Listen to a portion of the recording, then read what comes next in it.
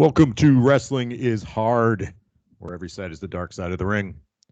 Also on Instagram and Twitter at hard4wrestling. Email questions and complaints at wrestlingishard@gmail.com. I'm Jim. Brandon, hello. How was your week? Hey, what's up, Jim? It was good. Nothing at all happened. I'm just consumed by Halo Infinite. So I'm either working or doing that or cramming in some wrestling. Yeah. I'm up to diamond status, top league. Right. So might go pro. You guys might not hear from me soon. All right. That's all I got going. How many people are diamond at this point? It's I don't know. It's a good question. It's a top class though, so I'm doing something fucking right. That or I think my 15 years of Halo have finally paid off, and I'm piecing it together. Let me ask you, what do you think? Just like take a guess. How many people you think are in the diamond? Just probably under 10,000. Okay, that's good. I'm the top 1% of streamers of the band Steely Dan. Really? 1% in the world. Did you listen to that Northeast Corridor on Spotify? He got a little Hey 19 from the Met on there. I was ripping that this weekend. It's a good album. Nice. It's like they have like from their last tour. They sound good. I don't know. Did you go to see them when they came around the last couple of times? Not the last time, no. Two times ago. Before pandemic. Okay. It was November 2019. That's the last time I saw them. Saw them twice. They sound good. Yeah, they're real good. What's clicked with you in the last year with Steely Dan, or 2 years? It was 3 years. I don't know. It was one of these bands that was like, no, because I saw them before that. So it has to be within the last 5 years. I don't know. It was one of these bands that, a lot of times you have these bands that you're like, you don't know you're into them until you realize that all the songs that they are popular from them are songs you like. And you're like, oh, fuck, that's Steely Dan. Oh, fuck, that's Steely Dan. Oh, shit, that's Steely Dan. Because it wasn't Steely Dan isn't something that was on the radio, really. Right. You had to stream it.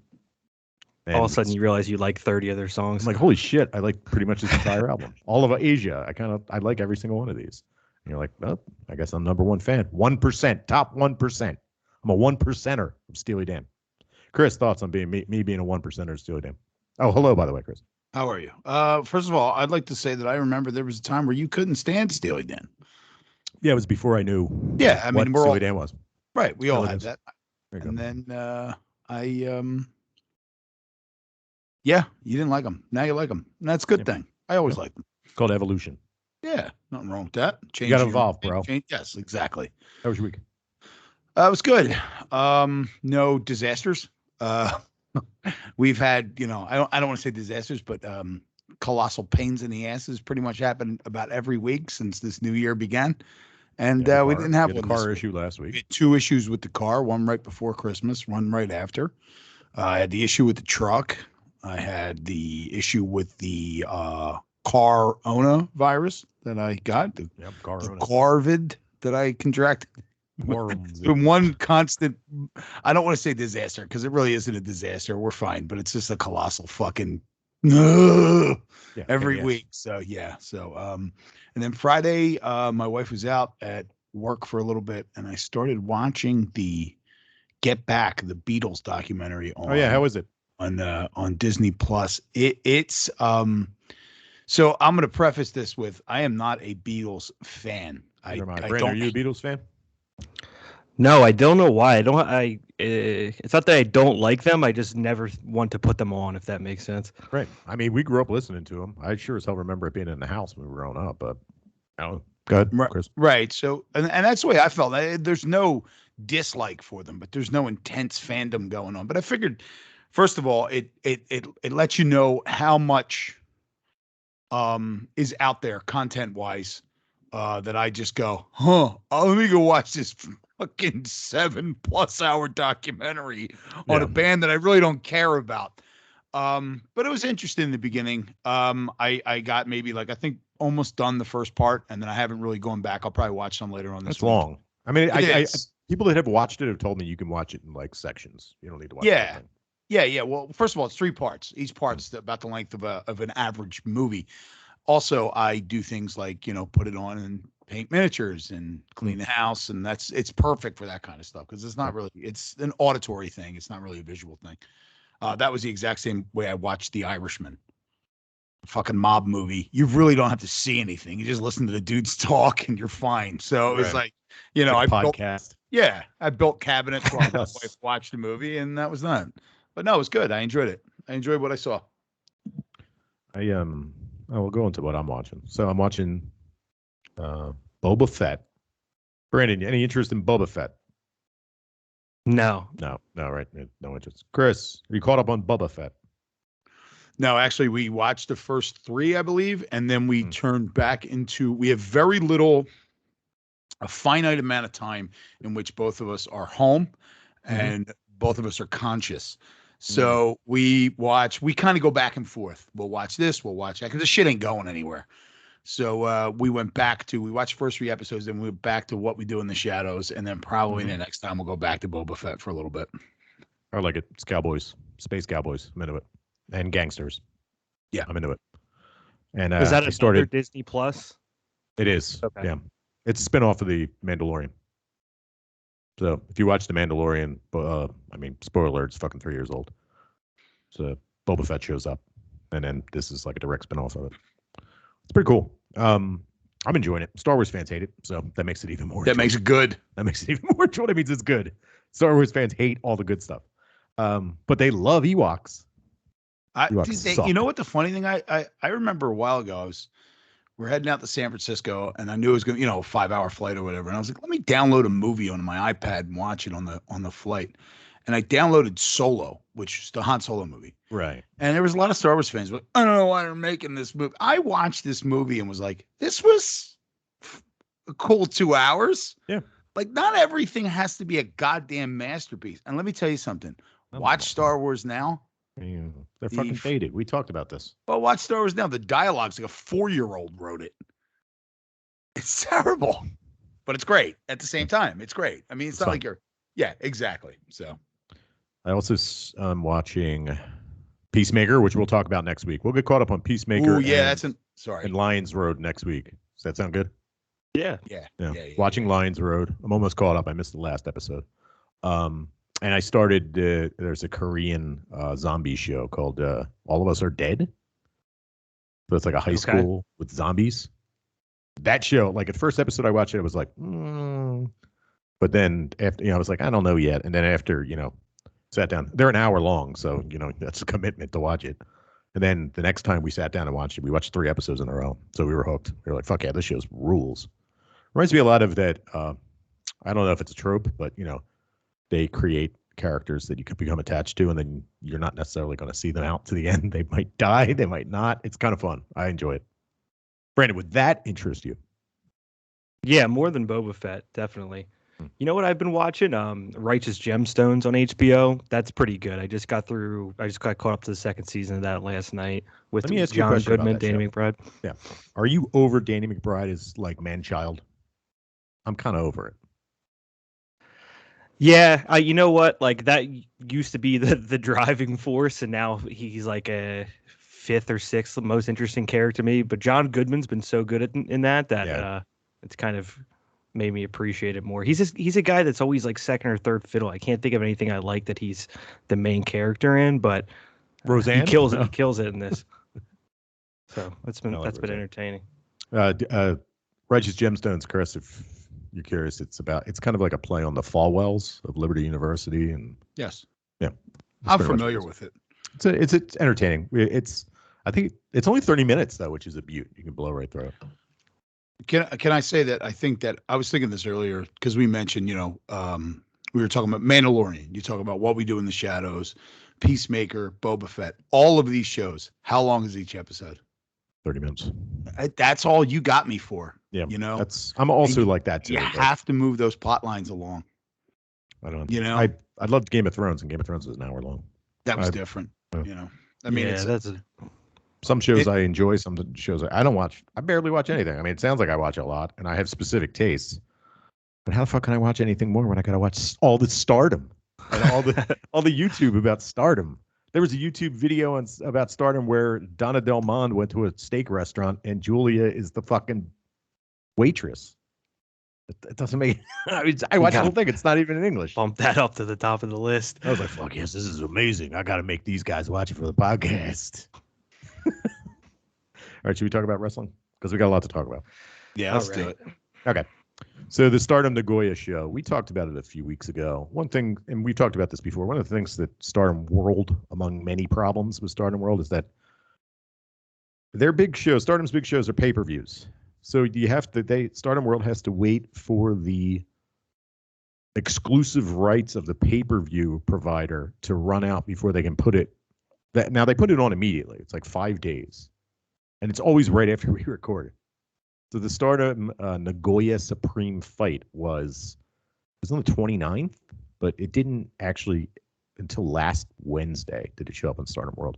So I banged this thing out. I told you guys to watch a couple of the matches. I'm going to go through them, the most important ones.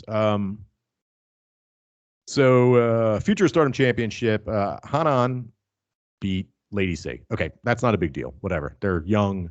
One cool thing about Stardom is that they put their green people in this future of Stardom, and they look pretty sloppy, but they beat the shit out of each other, and it's, less than 10 minutes, and you're like, okay, cool.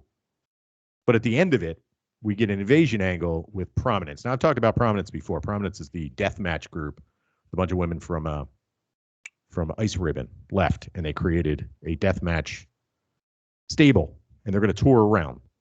So they come in and they challenge Julia. She used to be an Ice Ribbon. There's a whole bunch of drama involved in it. But they come out and we get this like really silly looking brawl. But the good end of this all is that we're getting Prominence matches in Stardom, which I would have never imagined before that these girls from Ice Ribbon would wrestle in Stardom. Brandon, thoughts? Did you check us out? I did, yeah. I'm excited for this. You had kind of teased it in the past month or two that this could potentially happen. It was difficult to gauge like the excitement of the crowd. One thing I thought was interesting about this, because they're so polite and it's all clapping, that it's clap crowds. That the new faction comes out and they're like, we're the deathmatch wrestling crowd, and it's just like mild applause. So you're like, is this the fact that they're not interested, or what's going on here? But yeah, it was a little bit cheesy, but I'm excited for it. Chris, thoughts? No, I thought this was really cool. It took me a few minutes to realize what the hell was going on, because they're like, I used to be at that place and this, and I'm like, they don't want to mention they don't want to say it, but they're saying who they are, and I'm like, wait a minute, is that I don't, huh? And then Julia ruined the one girl's life, and she's in the ring crying. It was amazing. So was Julia. It was oh my God, just so like. Good. This was pretty good. I really enjoyed this. Where's my Suzu Suzuki? There she is, Suzu Suzuki. Is that the one that was crying, or that was the one that was crying? Yeah, she's 19 years old. Yeah. Was that what she was trying to convey there? Was just that she was pissed that Julia left them in the dust, so to speak? Julia abandoned her. Okay. We'll get to the matches that are coming out of that. It's the most important part, like the most exciting part of these shows, except for the one match. But what's going to happen with Prominence is pretty cool. So just one more thing on that. Sorry to interrupt. Just to confirm, because that's not something that you usually see as like a wrestling storyline. Like, hey, what the fuck? You left me at this other place. Now I'm left like, me at this other place. I'm crying. Fucking life sucked after you left. You abandoned me. Well, Jim, let me I know I wanted to say this. I forgot real quick. How does it like? I guess we have to give Tony Khan credit because he invented breaking down the Forbidden Door. So now that they're going to go to every women's wrestling league in Japan and compete, and none of this would have been possible if Tony Khan hadn't made it possible by breaking the Forbidden Door. It's true. Don't forget, Cody Rhodes is the one that said that he is the Forbidden. I invented it. I created. I am the Forbidden Door. Right. Oh, we'll get to the Forbidden Door in a little bit. Oh yeah. But this is definitely a Forbidden Door that I cared about. Everything that came after I watched this show, I was like, if Risa Sera doesn't come out and challenge the entire roster to a death match, then like Royal Rumble, where's Risa Sera? Why isn't she showing up? She should have come out, stopped the whole show, and hit somebody with a baseball bat. Fucking bullshit. I was disappointed. Okay, what else? Okay, we get a grudge match between Momo Watanabe and Starlight Kid versus Utami and Azumi. They get the win. Starlight Kid and Momo Watanabe get the win. Azumi is the punching bag in this match. Brandon, did you check this out? I did. Yeah, they're all four of these women are super talented. So it was a good, I don't know, maybe 10, 12-minute match. Nothing super memorable here, but just seemed like, hey, letting you know, starting the new year, we're continuing with this storyline, searching for revenge on Momo Watanabe. Yeah. Chris, thoughts? Did you get to check it out? Yeah, I did. Same thing, tag match, nothing really too memorable about it, but I, once again, wasn't too long, banged it out, told the story, and it was entertaining. Yeah. They titled it Grudge Match. We're getting Momo versus Utami coming out of this, which should be fun because Utami could take some losses because she doesn't have the belt. I like that Momo said, and Momo and Starlight Kid were like, I don't care about you anymore. You don't have the belt anymore. You don't matter to us. That was good. Mm-hmm. Like you're nobody now. You don't have the belt. Why should I care about you? That was great. All right, moving on. SWA World Championship, and I wanted you guys to watch this match because I wanted you to experience Thekla. Thekla defeated Mina Shirakawa. Brandon, thoughts? Yeah, first time seeing Thekla. Could be a fan. I'll have to see more again. You only get about 10 minutes of action here, but they worked well together. It's interesting. You think they're going to start pushing Thekla here, giving her the belt already? She's already taken losses. A belt. She's already taken losses to everybody else. But this SWA title is for foreigners to defend overseas and represent Stardom. So hopefully it'll be able to travel. Maybe it'll be able to bring some people in soon. Chris, thoughts? Yeah, I was watching this match and I was like, I know Jim's mentioned her, but I never watched this person before. And then I was like, wait a minute, did I just pretend I watched her? But no, now that Brandon said, I'm glad. Now that you said, what did you think of her? I know that I've never seen her before. I really like this. This was probably my favorite. It was super quick. It was quick and to the point. I dug the Thekla character. I really enjoyed it. I really liked this match. And yeah, like she's already one of my favorites. Yeah, she's rules. In Stardom. She's really good. Yeah. So that was really an interesting match. I really enjoyed it. Another former Ice Ribbon wrestler. She's involved in this whole feud too with Prominence. So how about Thekla's theme music? It's basically just metal and then just goes Thekla. Yeah, it was fantastic. Awesome. It was awesome. Better than it's well, put it this way though. I mean, like, you got to stand out some way, and everybody else's theme music is like princesses coming through like a cloud of gold. Go ahead, Brandon. What even is that genre? I was trying to think of it. I don't even know how to describe it. It's like almost like video game music, but it's like this music you're describing. That like 90% of there are themes. Yeah, it's almost like I don't know how you would describe it. Yeah, and all their music kind of sounds like that. It's like video game music meets. It's like a merge of video game music and we're fantasizing in a sitcom music, all smashed into one thing. And a lot of the girls sing their own songs, which is kind of fun because you hear it's all auto-tuned. It's pretty good. So strange. Yeah. And I will say this: I did notice. I think this was the match where I noticed that there was a creepy wheelchair guy in the corner. There's always one. I didn't put it in the notes, did I? Did I text you guys? No, I don't. Yeah, I was saying that it looks like Stephen Hawking has arrived at this show. Creepy wheelchair dude was just like slobbering, not because of his. I'm getting dangerous here. Not because of his disabilities, but because Mina Shirakawa's giant boobs came walking down. He was like, "I love you." Right there, you got. I got there. You were on the plank right there. That's fine. You're walking on the razor's edge. I just dove into the crocodile's mouth. We're talking about sports entertainment. We're talking about a genre of entertainment that has the absolute shittiest fans on the face of the fucking earth. So I think we'll be okay. I think I'm okay. I'm like at the top. I'm like the head of foam on a beer. Tag team match for the Goddess of Stardom Championship. Hazuki and Koguma, who are FWC, they beat Mahime. This match was fine. I'm a big fan that Koguma and Hazuki have matching gear, though. Huge fan. We'll move on, though. Singles match for the Wonder of Stardom Championship. I didn't tell you guys to watch this. This was pretty good, but Saya Kamitani defended against Unagi Sayaka. No one thought Unagi was going to win, so I was just like, you knew this was Kamitani's first defense, and she was going to win it. But here we go. Here's a big bad boy. Okay, so this was supposed to be a three-way. Stardom's got a little, Japan in general has a little problem with the Omicron. People are getting sick, so they have to, or have been exposed, so they have to be out for 10 days. Singles match to determine the number one contender for the World Stardom Championship. Mayu Iwatani versus Julia. It ended in a time limit draw. Brandon, thoughts? I thought this was a ton of fun, actually. 35-ish minutes, which is like the limit for me. But the last 10 minutes moved really quickly. That ending sequence, that kind of, I think probably ended up being about 10 minutes, sped right by from some brutal spots in this. I think, part of like, as I get interested in this, I have to invest myself in one of the characters. Even, maybe fast forward a year from now, I won't care about them.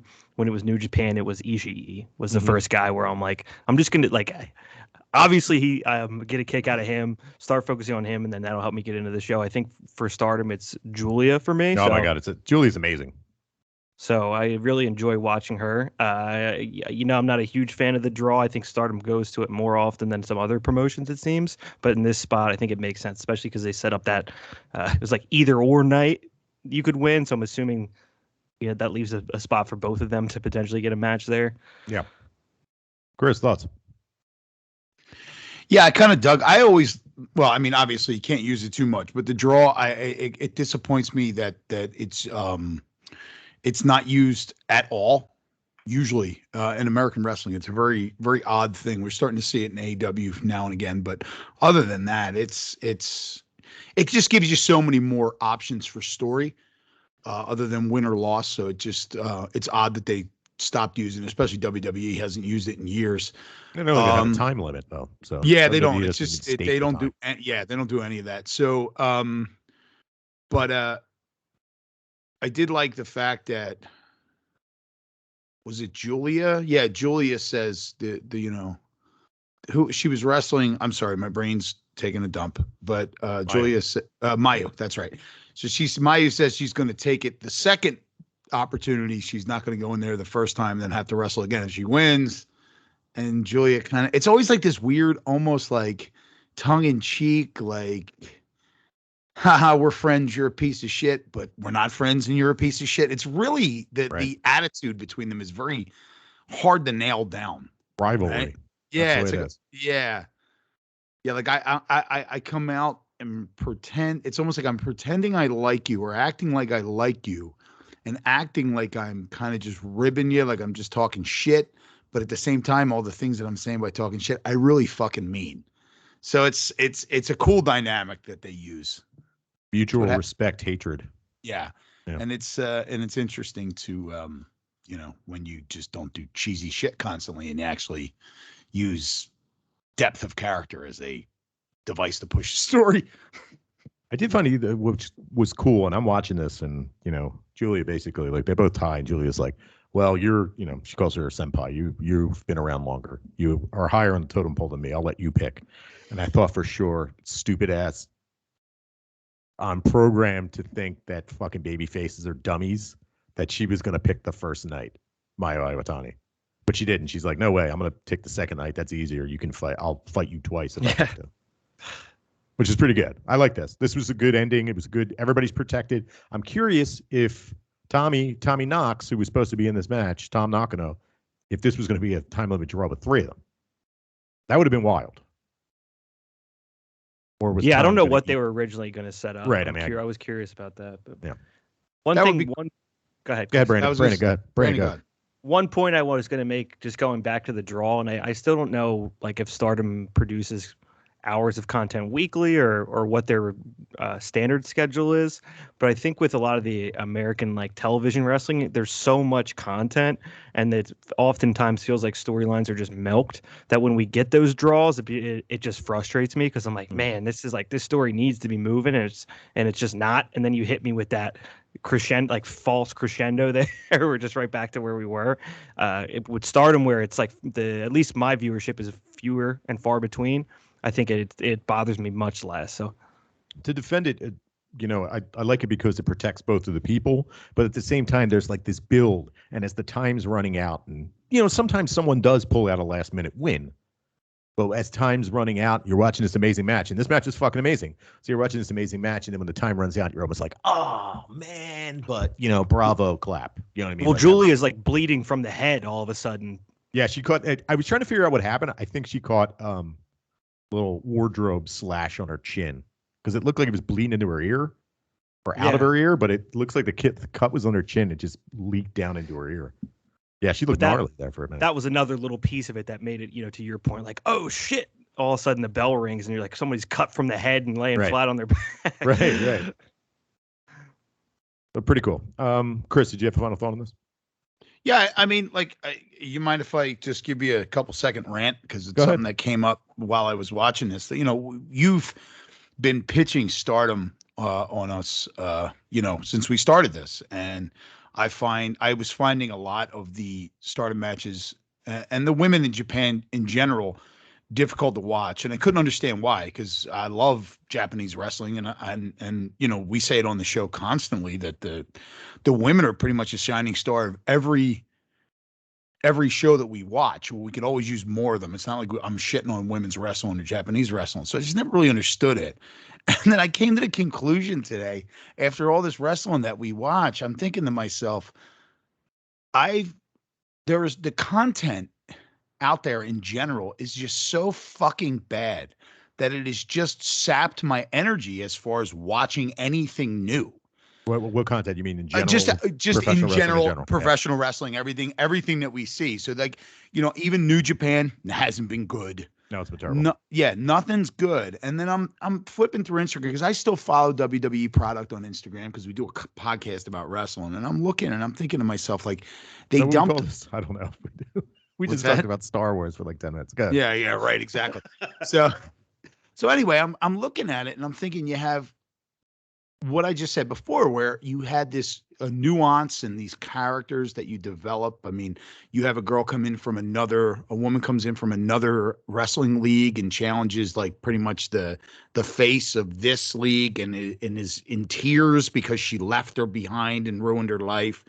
And then I turn around and I see on Instagram a video, like a vignette for Nikita Lyons in NXT. Now, I don't know if you know who this is. I have no idea. She's a woman on NXT. Her gimmick is that she drove around in a van with her dad all over the country singing country music. And I'm thinking to myself, wait, what? Like, she was like, when I was a kid, I was going to do the accent. When I was a kid, I drove around in a van playing country music with my daddy. So I don't get it. She's supposed to be white trash, or what's going on? Well, here's the thing. I don't know. I think she's supposed to be like, the girl next door, America's sweetheart, this whatever. And I'm thinking to myself, what the fuck is going on that you think this is not going to get the shit boot out of it in fucking 2022? What the fuck is going on here? And it's almost like, they say the rising tide raises all ships, right? Yes. Your WWE being the biggest professional wrestling company in the world is basically just taking all the ocean water, drain the ocean, or whatever that show is on National Geographic when they go underwater and look at shit. They're just sucking all the fucking water out of the pool, and it just bottoms the shit out of everything that there is. And part of the problem for me, I'm noticing, was usually because I'm not familiar with the characters and I don't really know what's going on with the backstory with Stardom, I watch it right before we do the podcast. So I usually do it on a Tuesday afternoon leading into the podcast, so it's fresh in my head. I am so fucking tired, and we're only watching AEW, and I'm so fucking tired of this shit by then that I don't want to watch anything. I'm just like, I don't want to fucking do this anymore. And it's just drained the enthusiasm out of me. Now, this was so good that it's like, okay, I can't wait till the next time we watch fucking Stardom, because now I have an inkling of what's going on. I can see that it's a good story that's being told, and I can't wait for the next episode. Good. And Brandon, I thought Chris was quitting on air. No. And then never. And then good. And then what Brandon just said, we don't know who's writing for the American wrestling. We don't even watch WWE, so let's just say AEW. Right. And you have these storylines that I actually do. I do know a guy. Yeah, we do. We do. We have a source. Yeah, they have it's almost like they write stories. Like, I give you, let's just say MJF and Jericho. Okay, I'm in charge of writing that. Mm-hmm. Now I You're write talking about that for WWE. whoever. I'm just Okay. picking two wrestlers because I wouldn't say AEW has this same problem because they can burn through some stuff. They're pretty quick with their storylines. But when they get to these points where something like a draw is like, come on, we got to move the story along. It's like they're writing for an hour television programming, not realizing that that hour is being told in 3.5 minute segments over the course of fucking months. Mm. And it's just, you lose interest in it or whatever. But it's just, That's why we don't watch them. I'm watching this stuff and I'm just like, it really doesn't look like it's that fucking hard. Let me ask you. Okay, yeah, real quick before I ask a question. I think with Stardom, there's Rossi Ogawa. He's the guy that's like the head booker. I think that they rely on the talent to do all this. So all the storyline, there's a lot more backstage stuff now that they're putting on YouTube. There's a whole thing where Starlight Kid shows up to Natsupoi's. She's in like a play, and Starlight Kid shows up with a mask and like threatens her with the mask and is like, "Here, I'm going to kill you." They're writing all this backstage shit. There's this shit with the towels, the lady in the towels, which we'll talk about the lady in the towels in a minute. But I think they're all working together to just with the trainers. There's a woman named Fuka. That's the only one I know off the top of my head. They're working together to just get these stories and give them a little bit of depth and make material for social media. Make stuff to make you think about the product besides just advertising. And then you got WWE.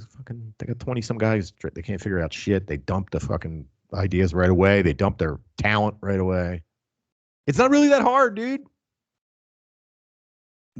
I think I made this point before a long time ago when we first started doing this. When we were kids, and I'm not saying it was better back in the day, but when we were kids, they were writing stories with like 4 dudes sitting by a pool, writing wrestling for months, right? That's the legend, right? Legend has it. They just wrote it by Vince's pool. Now why can't they still do that? Now they have fucking all these people. They're shit can of people left and right. The right hand doesn't know what the left hand's doing. And it's fucking painfully obvious to the point where, and this was part of what I wanted to say, was to the point where you have WWE who has people, but they don't develop them. I don't care that they bring legends back and they're going to, I don't give a shit. But the only thing anybody cares about is Lita came back, right? Like, okay, that's a big deal. People love that Lita came back. If you're relying on things that were over back then to give you any kind of juice now, you're fucking up. You got plenty of people. Just let them fucking work. We're going to talk about, which I forgot to put on the outline, but we will be talking about Shane McMahon. Don't worry about it. Oh, yes. Yeah, we're going to talk about Shane. Good. Brandon, any final thoughts on well, let me go over. There's one more match, which I didn't have you guys watch. Siri the Champ defeated Mirai. Mirai really didn't have a shot. It was just a chance for us to get a look at Mirai, who I know from TGPW. She was definitely a star over there, and I thought she was like going to be face of the company. She jumps ship. She leaves, trained by the original Tiger Mask and endorsed by the original Tiger Mask. She's an amazing wrestler, power wrestler. But we're kind of, we're trying to, there's a weird thing going on with Donna Del Mon where it feels like they're going to go split skis because they got a couple of doubles. So you got Mirai. You also have Micah. They're kind of the same wrestler. They're both Judica. They're both powerhouses. I got a feeling we're going to have some split skis going on there. But overall, really good show. Brandon, final thoughts on this? Yeah, I think this is a good, I perceive this as a setup for the year pay-per-view. What's coming down the pipeline in 22, and for that, from what I watched, I think it makes me excited to continue watching in the coming months. And it's just refreshing, to the rant that you guys just kind of went on. I stepped away from. I always think of that WWE remark they made about AEW, where it's like, this, what you're doing isn't going to be appealing to network sponsors, partners, venues, and then all the way down at the end was the general public, which is me. And it's nice to just watch something where all of that other shit isn't in the way between someone doing something interesting and me getting to consume it. So right, it's refreshing. Chris, final thoughts on the show. Chris died. All right. I didn't realize you went to me. Fantastic. Okay. I really enjoyed it. All right, good. Cut and dry. Yeah. Yeah, this is. I will stand by it. It's one of the most exciting products to watch. I think I think the hottest products on the planet right now are AEW, Stardom, and Noah. I think we should focus on it. We should watch it more. Well, not AEW. We have no choice. We watch it every fucking week. But we should focus on the stuff we enjoy and stop watching stuff we don't. Right? I mean, we can watch Dark, and we can watch Dark Evolution, and we can watch Being the Elite. I mean, there's always more AEW to watch. All right, let's move out of that. So Prominence. Okay, I talked about Prominence, the deathmatch group. So they have so they're working with Stardom. They also have a streaming agreement for their first few shows with Wrestle Universe. We're going to talk about them in a minute, which is the Abema Broadcasting. It's like a television channel. They have a streaming service, Wrestle Universe. So Wrestle Universe now has, well, we might as well talk about this now anyway. They have DDT, they have TJPW, they have Prominence, they have Noah, and now it's been announced that GCW is going to be on Wrestle Universe. Brandon, how excited are you to watch a GCW show on Wrestle Universe? Is this? I saw you tag on the Instagram the other day that this is something that you're going to start pushing on us now. Is this what's coming down the pipeline? Well, we're definitely going to watch one. I might hate it.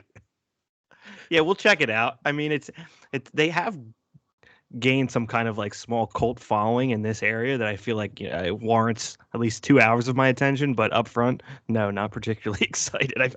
I think you guys more than I know very well what kind of shit that they're probably up to with this like local Northeast wrestling going on here. There's been many iterations of this program. I can't wait to see a cross promotion between DDT and GCW. Trash wrestling and drink wrestling. It's going to be amazing. Chris, thoughts on GCW? Excited to go to Atlantic City to go watch a DDT show? So I was just thinking when you were talking, I was thinking that the first GCW show we might have to try to schedule that to all watch that together. Live.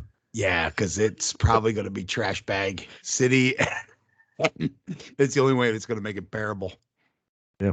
Last one was up in New York, and I don't know. People were going crazy about it. It was the greatest professional wrestling event in history.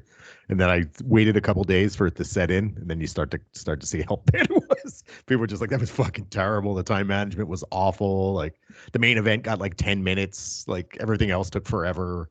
Yeah, GCW is a trash ball. Sorry, guys. That's got to be probably one of the hardest things to do about running a show you're going to televise is fucking time management. Yeah, well, you got to have a pro in there that knows what they're doing. A pro that can handle. Gotta hurry up. You got to close this up. Yeah. Even if it's the ref just going disqualification. All right, move on. Next. Yeah. You know what I mean? Like you got to have somebody in there to run shit. And if you don't have somebody, if you're worried about the dickhead, what the fuck's that guy's name? Gage. Oh, fuck him. Nick Gage calling you a mark. You mark. Shut the fuck up and get off stage. Oh, by the way, he signed a long-term deal with GCW. Oh, well, good for him. So he'll get paid by the company that probably won't be in existence in a few years. We're getting more exposure, yeah, because more people are going to see how much you fucking suck, and they're not going to watch. Rod ass tooth man. Oh God. You think we get him versus DDT Ronald McDonald? I know it. Yes. I think Ronald McDonald retired. All right. Oh man. How about Colonel Sanders? We'll have to bring out the Colonel Sanders. There was a DDT Sanders. There was a DDT match a few years ago.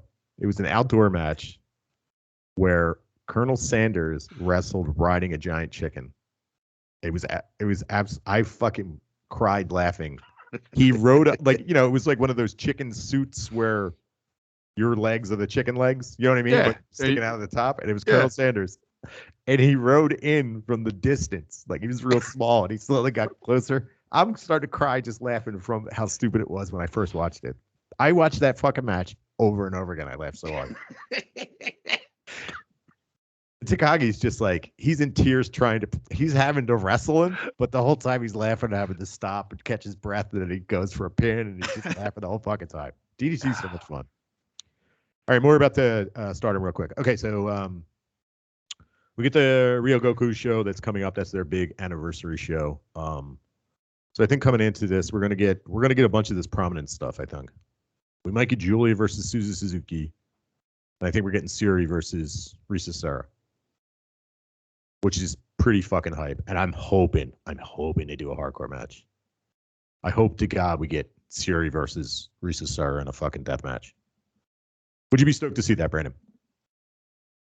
Yeah, absolutely. I really do not know what to expect from like this Stardom deathmatch faction. So that in its own has piqued my interest.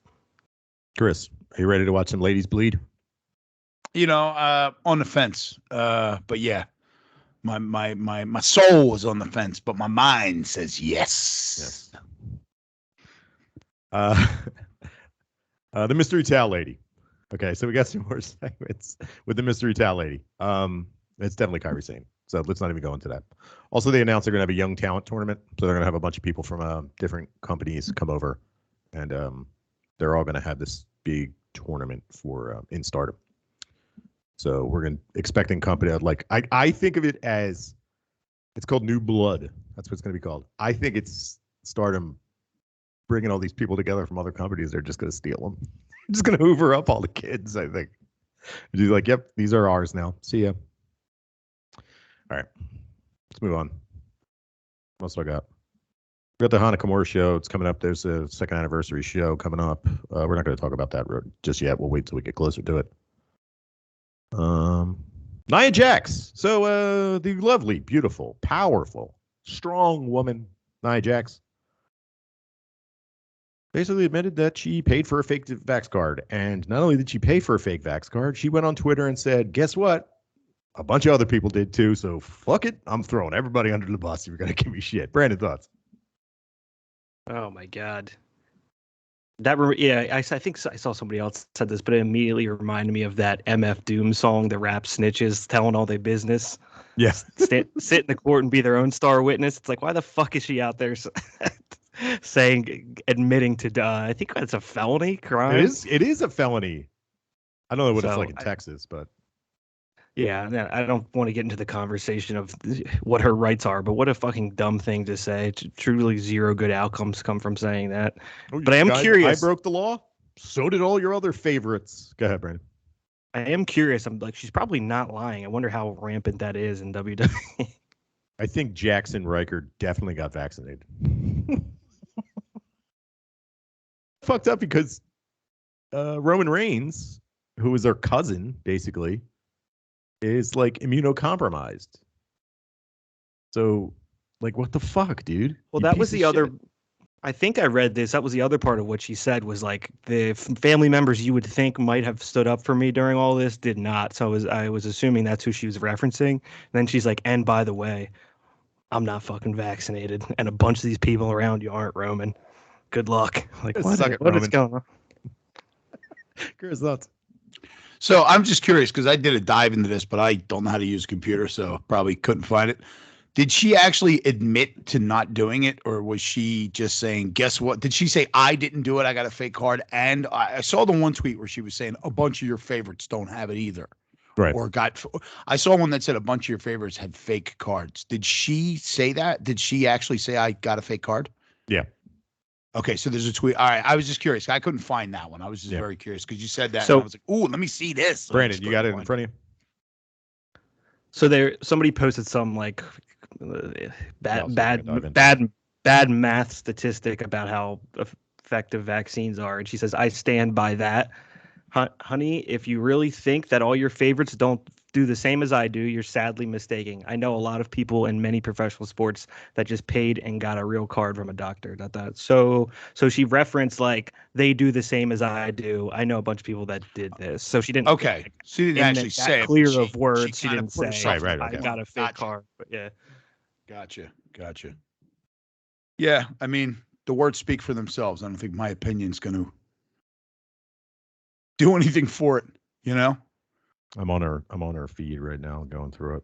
People are just like supporting her, which is kind of weird, but people are fans. People are, they feel the same way, so they attach themselves to people that feel the same way as they do. That's true. Fuck them. I don't care. Well, she doesn't have a fucking job, so yeah, she's not working. And here's the best part about it is that it's not. You are now not the person that got fired from WWE. You're the person that throws their ex-coworkers under the fucking bus. So that who too. the fuck is gonna fucking hire you?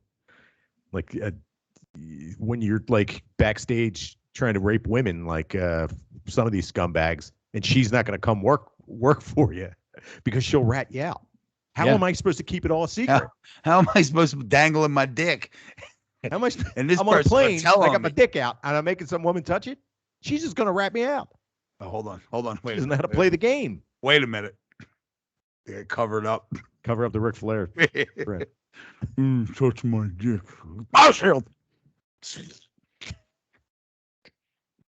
What if she had pushed him out of the plane when he showed him showed that flight attendant his dick, and he was just like, "Woo!"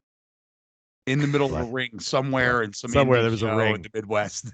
It was the ring. It was the FMW ring in the middle of the jungle. There you go. Yeah, he lands it.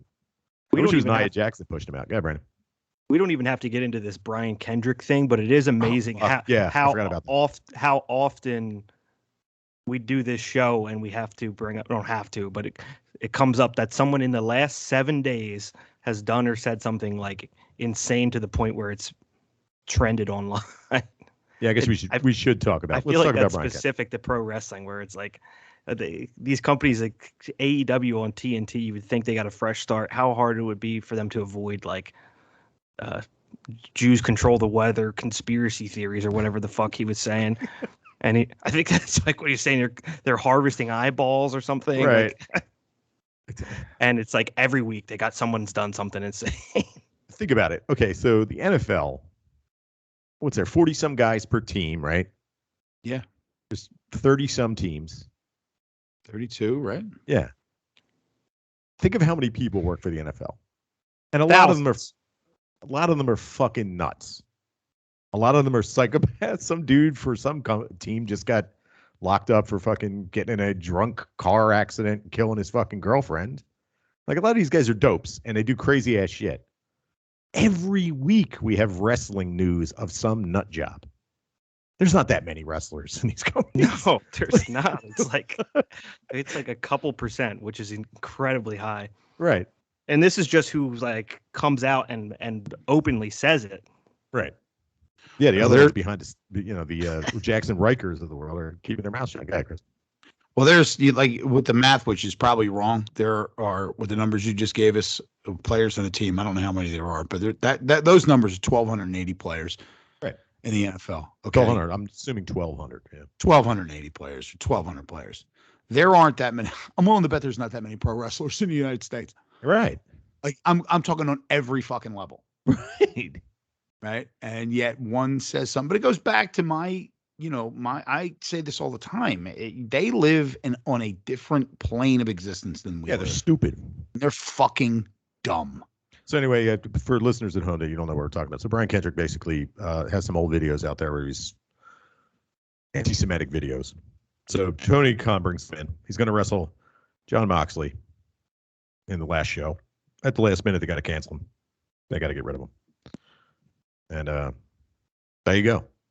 But Brian Kendrick.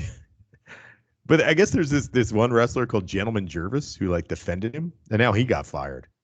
They're like, this guy's a fucking asshole too. He's fired. He works for Ring of Honor, I believe. I forget what company he works for. I don't work for Ring of Honor anymore.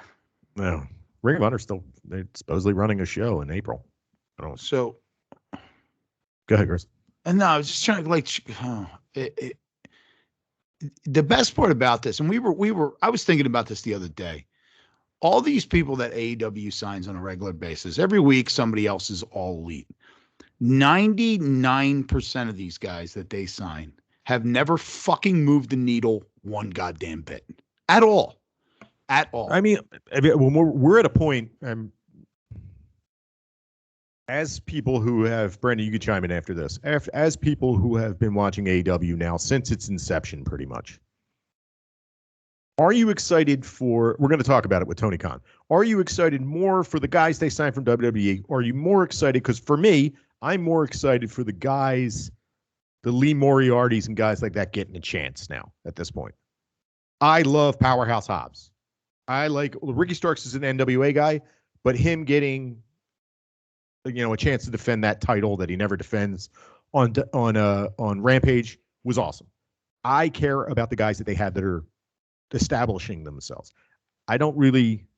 These guys that are name value, quote unquote, name value guys that they sign, they add something to the pie and make it fun to watch, and probably bring in, there's only so many fucking wrestling fans, so it's like probably bringing a couple thousand people to watch specific shows. But as like a critical thinker of watching professional wrestling, I'm more excited to watch these younger guys, and we'll go into it in a minute. Brandon, thoughts? I don't have too much. Yeah, I agree. The only thing that I want is for someone to do something interesting that I haven't seen 100 times before. Right. Whoever that is, go for it. A lot of these older guys have failed to do that, so I'm more apt to be like, hey, Ricky Starks, what do you have to come up with if we give you more time? Right. Chris? Yeah, I agree with you. Like I get excited for guys like Powerhouse Hobbs. I'm glad you named him because he's one of the ones I like to watch. Ricky Starks, you said he was in the NWA right before this, but to anybody that didn't watch the NWA, which is I'm one of them. It's a lot of people. Lots of people. Yeah. He's somebody that nobody knew who probably know. No people at home. The people that go to AEW tend to know exactly who's coming out at whatever time. They're the random familiar person with this, that but the just starts random watching people, it, they have no idea. they have no idea. And I was having this conversation with a friend of mine. We were talking about it, and it's like, what I said before. It's like you signed a bunch of people that were young people that you wanted to give a chance to, and they all of a sudden. I mean, look, I was more happy with seeing Wheeler Yuta versus John Moxley on a Wednesday night at 8:00 than anything you could possibly do with Brian Kendrick. Brian Kendrick. I don't give a fuck about Brian Kendrick. Like I said, He's nobody. Never moved the fucking needle. If he had moved the needle at any point, he wouldn't have been fired 10 fucking times. Right. So okay, you're once again you're playing to the back of the room, and the people in the audience are going to be really excited. But isn't it a fucking waste? Instead of spending money on this dude that really technically, once again, has never moved the fucking needle, how about one of the guys that you probably don't give anywhere near the money to, fucking put them in the ring and make them your guy. Instead of these guys that are immediately identified with WWE. R.I.P. Kendrick. Or GCW. Or GCW. R.I.P. Kendrick. Kendrick thought that the Holocaust wasn't real. I hope he got sent off to a gas chamber, the bitch. Was that what it was? It's one of them, yeah. Listen, Brian Kendrick, the Holocaust is as real as your career going down the fucking tubes is real right now, dick. The funny part about that was that he was employed up until that day with WWE without problem, and then it wasn't until he moved to AEW that somebody dug this up. So this shit is just like hiding all over the place. You gotta look. You can't hide anything from David Bixenspan. He'll find it. Well, it also has become, and look, sometimes it's good because I can't see what Bixenspan posts because his posts are all private, but he's always posting shit. We're not allowed to look at it. I can't look at weird. it. I'm not blocked. I never think he blocked you. Oh, he did block me? Can you see his post? See him. Yeah. Oh, he blocked me. Oh, nice. Why did he block you? I gotta tell Donnie Wood. I gotta tell Donnie Wood for fucking ring rust. Oh my god, I got blocked too. Ooh, shout out to ring rust. What did he? Do you think he listened to the podcast and heard you talk about him and blocked you? I don't know. Maybe I said something on Twitter a long time ago about him. I hope it doesn't matter. I'm just glad he got blocked by that fucking troll. I've never been blocked by anybody. Jim, I didn't do anything. I love it. I'm sure you've been blocked by people you just didn't give a shit. Oh yeah, that's it. It's quite. I just assumed that his shit was private. I never thought about it. I thought maybe he was. I'm trying to think of what he did wrong. Didn't he do something like stupid like about 6 months ago? Brandon, do you remember? What did Bix do that was like really dumb? Well, he did something. I don't remember what it was, but I remember I didn't know. Me, I don't know who these fucking people are. I didn't know who the hell he was, and I remember this was probably the point in which you guys had to explain who he was to me and send me his pics. There was that shit. I just can't remember what it was. Right. Listeners, go through the archives, give them all a listen, and then send us an email and remind us. What the hell? I'm blocked by Bix. Trouble for? I didn't get in trouble. It's Bix's band. Fuck that guy. No. What did he get in trouble for? Because it was. I forget. He said something really stupid. Damn. I don't know. All right, let's move on. So Tony Khan, he comes out and he says, "This tomorrow night, there's a big signing.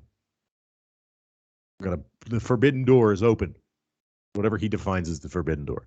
Do we know what we define as the forbidden door? I think it's Tanahashi is the first person that spoke about a forbidden door, and he was talking about between AEW and New Japan. I don't really know what the forbidden door is to Tony Khan. Okay, so Brandon, who do you think is the big signing? Let's take a guess. Go ahead. That's coming through Cody Rhodes. You think Cody Rhodes is going to be? It's coming through his prime. That was my first His thought. Was zipper like they opens played on this. his pants and someone climbs out. That was my first thought. Was like they played this game that he's like the forbidden door guy and he's unsigned and he's going to have like God, I hope. circled his way back around through the forbidden door and now he can compete again for the title or whatever. Hold on, I just had an idea. So the guy that does sign comes through the forbidden door. Cody's going to come out and challenge him, and Cody's going to get booed the whole fucking match. It's going to be amazing. Brandon, who do you think it is? Is it going to A be lot of options out Bearcat? there. Bearcat, I think, is the lead guy, the guy that most likely is going to come through, right? Chris, who do you think? I'm going to be honest with you. I have no idea. I'm thinking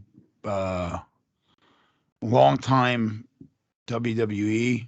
So I'm thinking maybe Ric Flair will drop down from the ceiling. No, I really don't know. Yeah, I really haven't had a chance to think about it. There's so many options out there. It's like, how do you put your finger on it? And also who knows who WWE over the last year didn't sign to a non-compete. So it could be somebody who worked for them yesterday at this point. Right.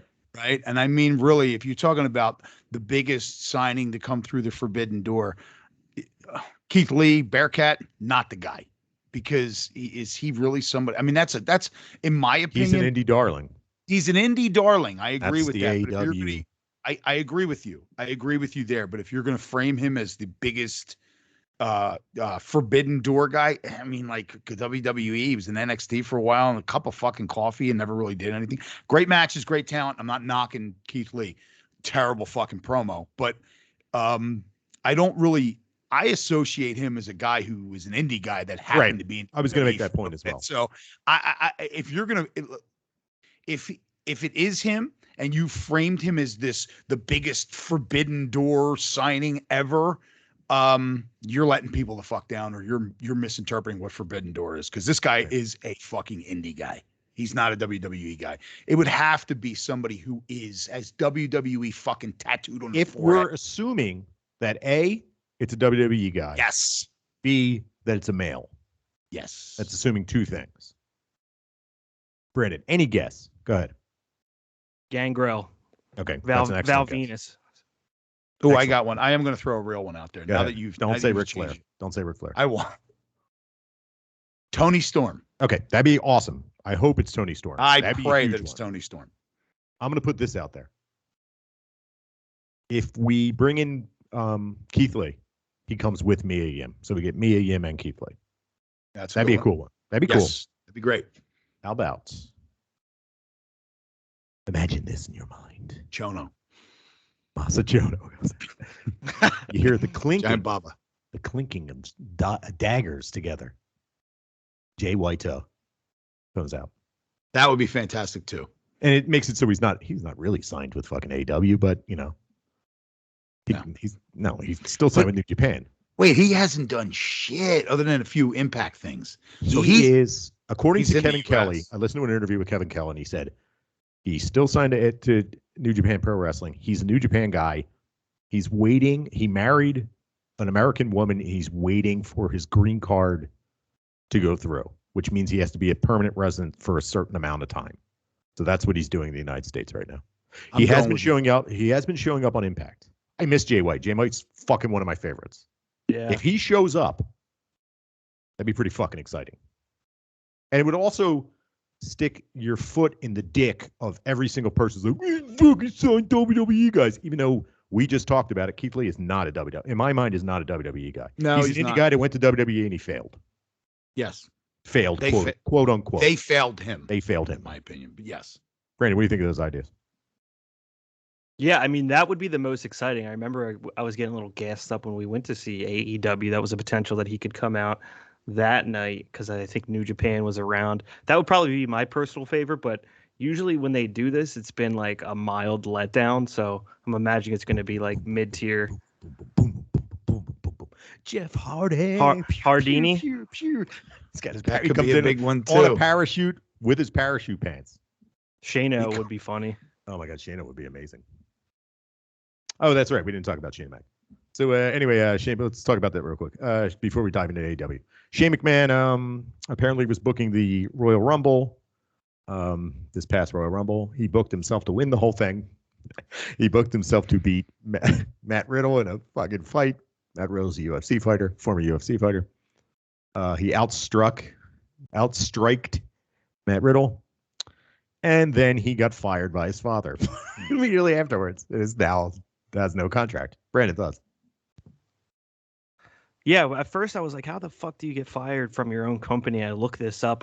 Like 5 years ago or something, he sold all of his shares, which I think is kind of funny that he has no real affiliation with that company. It's just been hanging around, and per my inside source was actively tearing apart and editing the WWE Monday Night Raw scripts like up until the show. So that guy had no business being there for a long time, no ownership, and was just like inserting himself left and right. So I'm not surprised to hear that he like they had finally had enough of his ass. Unbelievable. Chris, thoughts? I think this is like one of the greatest stories. Two things. That's one of the greatest stories I ever heard. Like, you go out there and you're acting like a complete dickhead. As soon as you come back, your dad fires. Your dad fires you.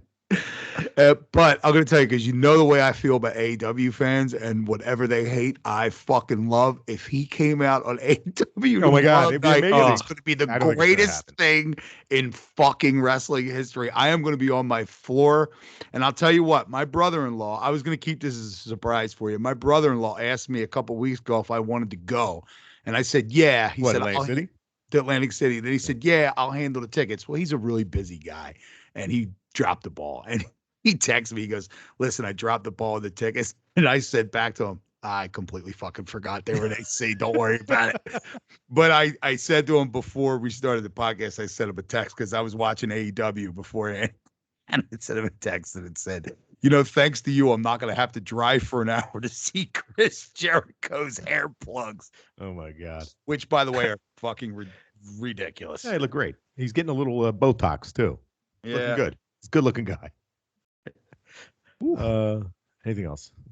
That's always an interesting decision when instead of looking wrinkly and aging, you just start filling your head with like some kind of like saline solution and just like inflate yourself. You get some plump. Yeah. The smoothing. All right. Shall we move on to let's move on. Okay. Here we go. AEW Dynamite. Jon Moxley versus his sudden replacement, Brian Kendrick's sudden replacement, Wheeler Yuta. So we get a young guy in the fucking prominent position beginning the show.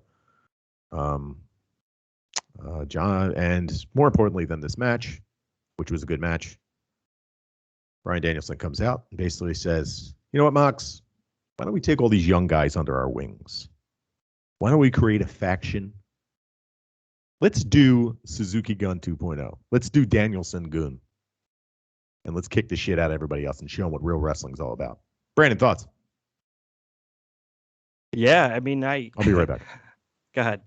I don't love the faction thing. This company has become overly factioned out. So those are two of my favorite sort of wild card singles wrestlers that actually make the show more interesting because their actions aren't like predetermined by what their faction says they should be doing.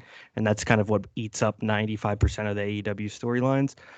But I think those two would be interesting enough on their own that they could make something of this, especially if they take a couple other there's random younger guys that are sort of loose. I think we could get something there. What do you think, Chris? I agree with you. I was very happy to see this. Now, who knows which way they're going to go with it?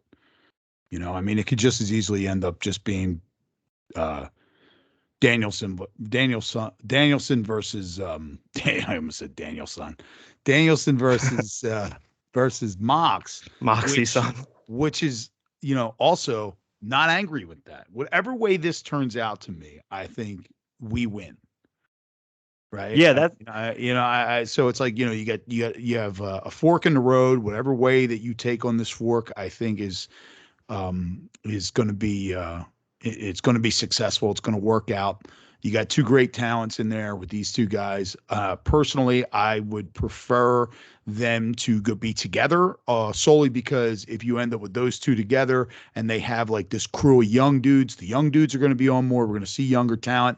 And on top of that, it extends this. This could go on for years as opposed to 6 months, and then they'll kill it in the pay-per-view. So, I'm behind this 100%, and very happy to see it.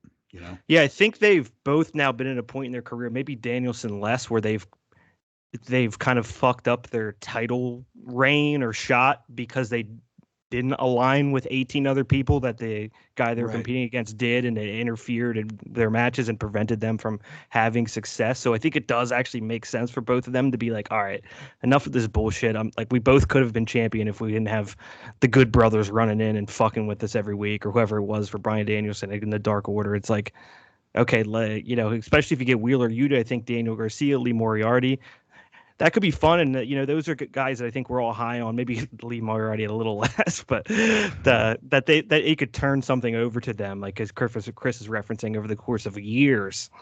Right. Sorry, guys. No, what I was saying was I think this is a win-win. This is a win-win situation. You get Mox. I'll repeat it. You get Mox and Danielson working together. That's awesome. You get Mox and Danielson eventually going at it. That's awesome. So, I don't think and there's no way that we lose here. I would like the former, though.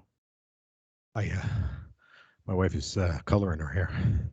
So she's in the bathroom. So I had to run all the way to the basement and pee in the sink basin and run all the way up here, hose it out, bleach it down, run all the way back up here. Oh, God, I'm so fat, disgusting. By the way, I shit myself today. Let's move on.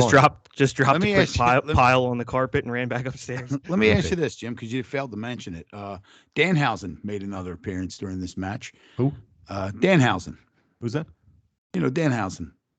The Dracula guy, whatever his name is. Well, I know who he is. I just don't know who he is yet. No, I'm just saying, if Danhausen drinks beer, it doesn't like beer from a bottle. Do you think he drinks it out of a Canhausen? Was that a joke? Was that actually on there? I don't know. I mean, if he was more like a big Van Vader character, he would say that he was the Manhausen. Jesus This is what he does on Twitter. Basically, this is what he does. Yeah, he basically puts Hausen after things. Like if he was a racist, if he was a scumbag racist white supremacist in the South, he would join the Ku Klux Klan Hausen. That's pretty good. That's pretty good. Though. Chris is heating up. Yeah, I mean, he's on fire. He's on fire. I wrote them down. I'm done with my notes. Nice. I didn't want to forget. I forgot the Jim Ross Ric Flair joke. I still haven't remembered it, so that'll never happen again. That's all right. One day. And I still have the Sake de Nake rap somewhere here. I'll have to bring that out. In your files, in my file cabinet, which is filled with toys and comic books and. I'm all about a Danielson goon. Okay, let's move on. That's Triangle versus. You shit yourself today? Hold on, we can't just breeze by that. That would be irresponsible of us. Sorry, did I say that? Yeah. Chris missed it. I did shit myself today. How did this happen? Gambled and I lost. Whew. Tough one. I had to run upstairs, throw out my underwear. It was the whole routine. I had just gotten out of the shower, so I was ready to go to work. Oh. Did you get back in the shower? Yeah, right away. Hosed it out. Threw the underwear out. It was like yellow cream that had to be washed out of my ass. It's terrible. Ooh. Little corn chowder. It's fun being an adult. I did see that new Jackass over the weekend. Oh, yeah. How was it? So, I mean, I love that stuff. As old as I get, that hasn't gotten boring to me at all. Yeah, I love a couple times in that movie though, they shit themselves. I get it. Chris, did you see it yet? Chris, did you see the new Jackass? Oh no, we were going to go see it last night. We didn't see it yet. I will tell you. I will tell you this though. Just knowing that it's out there, it's starting to make the world seem like it's all right again. What? That Jackass is back. That Jackass is back. I know. Yeah, that's one of those things. It's like a cash. That's everybody's observation. It's like, man, fucking the world is back to where it is. Yeah, Jackass is left again. As a wrestling fan, it's like no matter how much you hate John Cena when he's gone for a while, and then you hear his music, you're just like, Cena's back. He's back. Yeah. Okada's got the title again. Yeah, exactly. The Knights of the Black Throne. They're not the Kings anymore, by the way. They came up as Knights of the Black Throne. I saw that. They changed it. I think I don't think they did. I think they fucked it up because they still announced them over that as Kings of the Black Throne. Yeah. Also, it makes no sense because fucking Brody one of King. them's name's King and the other one's named Black. They're the Kings. That's I didn't even piece that together. it's Brody King and Malachi Black. That's why they're the Kings of the Black Throne. And then they go shit on top of each other's heads on the toilet. Let's get that joke out of the way. Yeah, let's get the shit jokes out get the now. Shit jokes out of the way. I shitted myself. They shitted on each other. Dark the Black Tower Throne was sat upon. Jim shat right on top of his dark. He created the Dark Tower. Yeah, I shitted. It was a giant dark tower. I shitted. So Death Triangle versus Knights of the Black Throne. No shit, it's happening. Pretty good match. Pac is back. Yep, I said it. And there you go. Brandon, thoughts? Yeah, this was fun. It felt like it flew by. I don't know how long this match actually was. I don't have the time in front of me, but it felt like it was like 5 minutes. I thought they could have had this run up. What's that word? I want to say divulged. Is that the right fucking word? You just let something go. Indulged. Yeah, they could have indulged. Yeah, they could have indulged us here a little bit longer, but yeah, it was fun. These four. I don't have too Divulge much. Is like giving up a secret. Till like yeah. Chris, thoughts? Long day. That's all good. Yeah, did you shit yourself? Brandon, did you shit yourself? I haven't shit myself in a couple years. It wasn't that long then. I'm a little concerned by how this was rapidly speeding up in your life. It's come up a couple times. The frequency's increasing. Listen, I take Metamucil every day, brother. Sometimes it's unpredictable. I got so many stories of this motherfucker shit in his pants.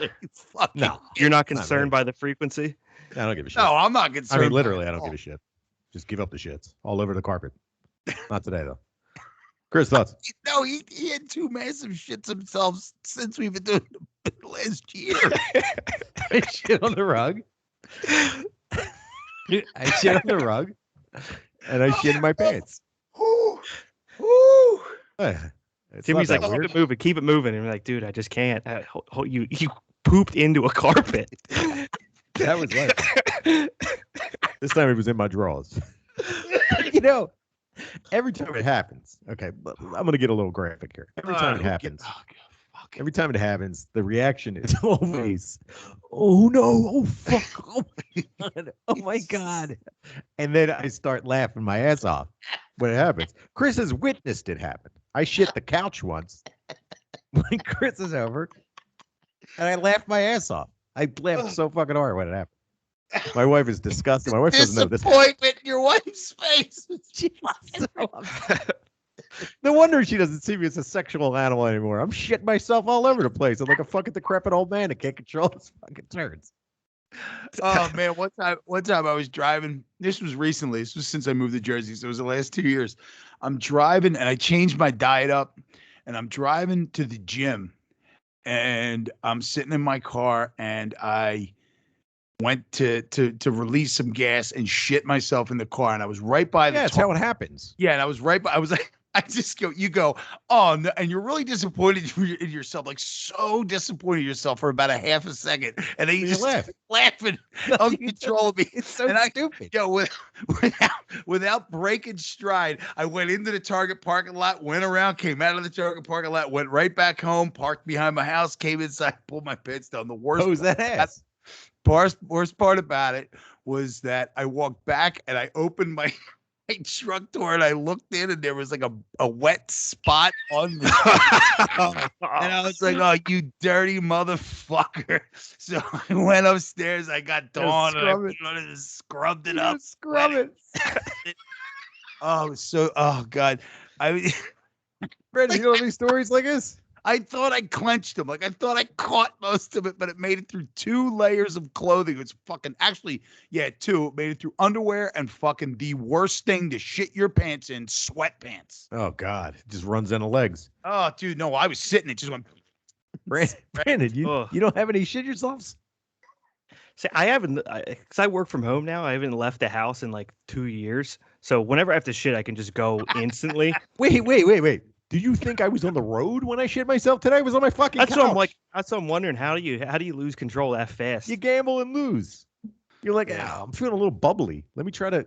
All right, listen, I'm going to say this, and I would assume Jimmy probably has a little bit because we're related. So we probably both have this gene, and it's called getting obsessed and thinking you can hold things in just long enough to get whatever you're doing done. Yes, last minute. I find myself in the house sometimes doing stuff, holding in a piss, and then I go, "What the fuck are you doing? Your bathroom is 3 feet away," and I stop everything I'm doing, take a leak. I'm pee-pee dancing a foot from my bathroom.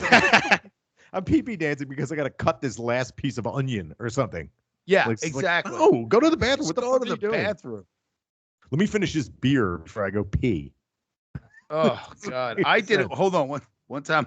Brandon, I'm starting to question whether or not you have enough vegetables in your diet, and that's the reason why you're not shitting yourself more often. Yeah, man. I probably don't. I've also think I've slowly. Go ahead, Chris. You could tell your story, but I don't know if this has happened to you guys. I think I've just slowly become lactose intolerant, where now every time I eat cheese, it's just like 8-second long farts every 5 minutes.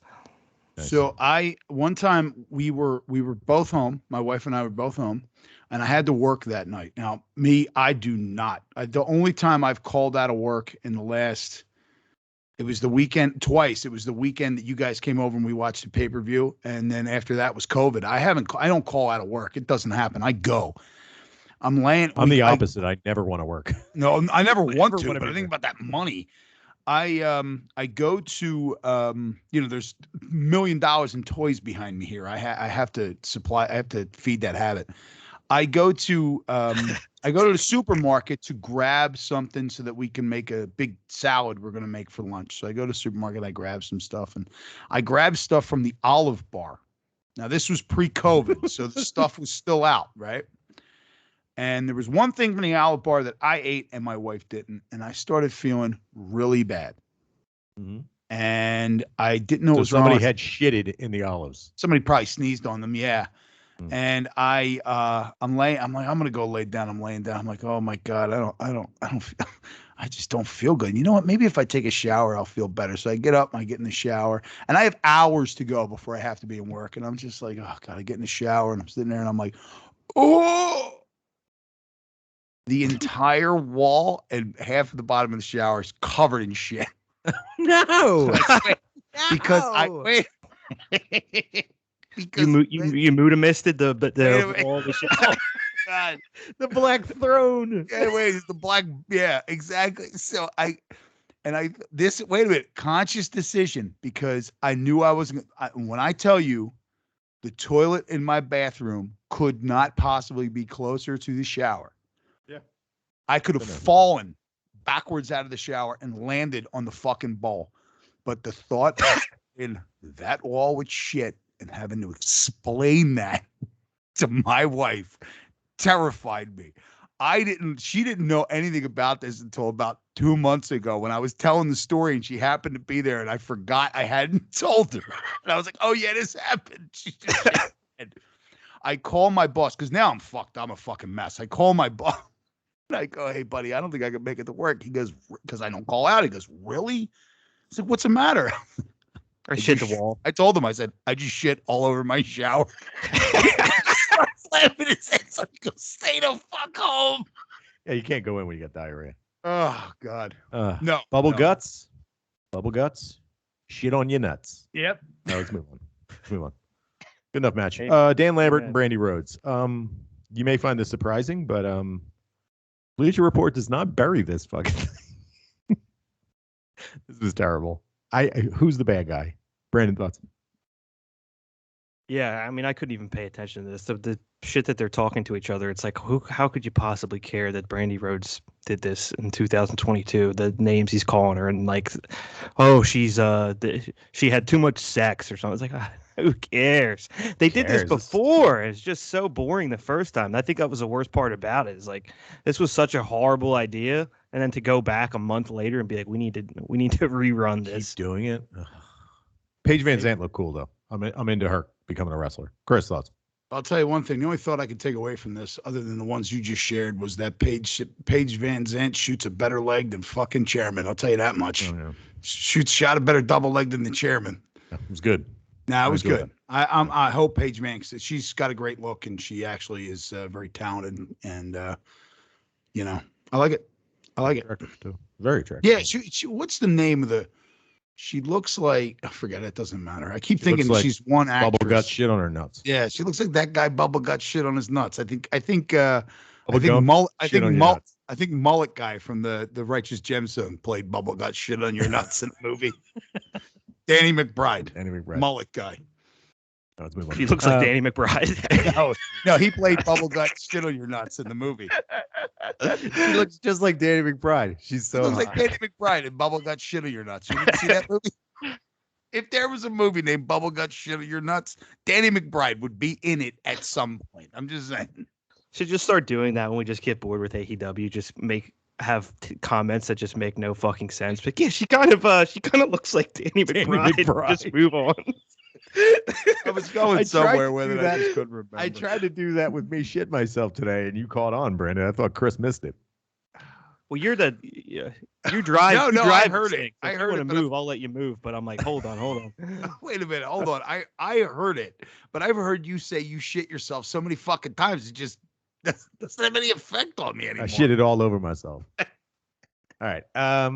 Next up, Ruby Soho versus Nyla Rose. Revenge match for Nyla Rose. Trying to get back at that loss to Ruby Soho. This was fine. A lot of it was in fucking picture-in-picture. Brandon, thoughts? Yeah, you don't realize how bad poop stinks until it's poop out of water, and you're like, oh no, I'm a really disgusting fucker. That water does a lot to cut the odor. But Chris, thoughts on the match? Yeah, like when you shit on your floor, it's like dog, like you ever take a shit. I take a shit sometimes and it smells like straight dog shit. I think I have cancer or something. How could this be that bad? I shit outside and I just cover it up like a dog. I just start kicking dirt all over it. All right, next. Match was good. I liked it. And I liked that she smashed her air guitar after the match. Yep. I also like that she learned, Nyla Rose learned, and she held on to the ropes instead of catching that kick. Mm-hmm. It's like, yeah, you can only that's called evolution of a feud. You got to start learning what they're doing, or else you just look like a fucking dope. Very Japanese. Chris, did you go, ooh, that's the guy from Rancid when he was on TV? Were you excited by that? Well, you know how many times that's it? No. How many times I've seen that band? I was like, there we go. Emi Sakura posted a picture with him. She met him 10 years ago in Japan and just thought he was a tattoo artist. She just realized who he is. That's awesome. Yeah, it's awesome. I guess he was there because he has a tattoo of Jun Kasai, the deathmatch guy. Okay. He has a tattoo of Jun Kasai on his leg. And there's a picture of him getting a picture taken with Jun Kasai and Emi Sakura's taking the picture. Oh, She just thought that he was a tattoo artist. And just a big fan. Oh, shit, he's a big fucking musician. It's pretty cool. I thought that was cool. I'd be pumped on that if I was her. Like just getting the dude from that you're named after wrote the song, like coming out gassing you up, taking your coat as you go in there to kick some ass, and yelling at Nyla Rose, "You're going down tonight." That was pretty good. I thought it was a nice touch. Anything worth talking about? If I had Bob Dylan out there rubbing my shoulders, I wouldn't fought. Yes. No, there's no reason to talk about Hangman and Page in his promo. Let's talk about CM Punk versus MJF. We were wrong. We didn't think this was going to be a match. This ended up being a 45-minute match. Brandon, thoughts? Yeah, I was shocked. All of a sudden, it was like, if you have 40 minutes left in the show and they're ringing the bell, I was like, I guess they're doing something here. I thought this was great. Like, I keep me on my toes. That's always kind of what I complain about. It's like, I want to, at 8 o'clock, I don't want to know 99% of what I'm getting until 10 o'clock. And this definitely checked that box. MJF has to cheat twice to win, which is just like, God damn, man, can we just get a clean finish out of him? But he looked good in there. He didn't look bad for someone we see wrestle about once a month.